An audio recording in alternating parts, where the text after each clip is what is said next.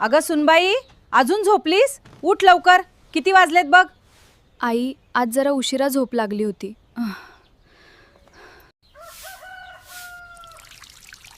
आधी नाश्ता तर कर, मग नंतर बघू काय ते. काय नाश्त्याला? पटकन बनव, मला खूप भूक लागली आहे. ते बघ तुझे सासरे आले आता सकाळी चालून.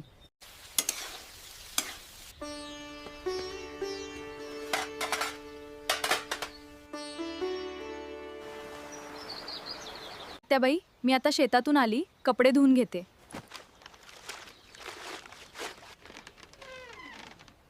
काय ग, काय चाललंय? काय नाही, कामं चाललेत. बघ ना, माझी सून. तुझी कामं झाले का? हो, आमचे सकाळीच होतात. बघ ना, माझी सून किती हळूहळू काम करते.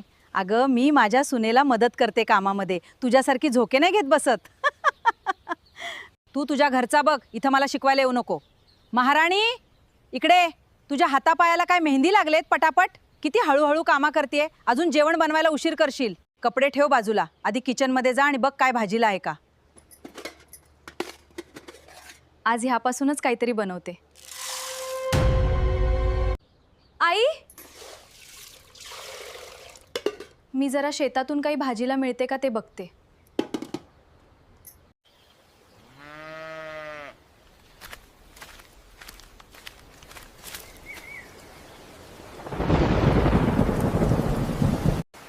ये बाबा, तू पण माझी परीक्षा घे आता.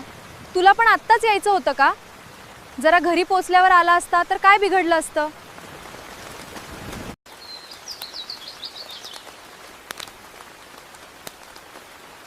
तोपर्यंत माझी चण्याची डाळ चांगली भिजेल.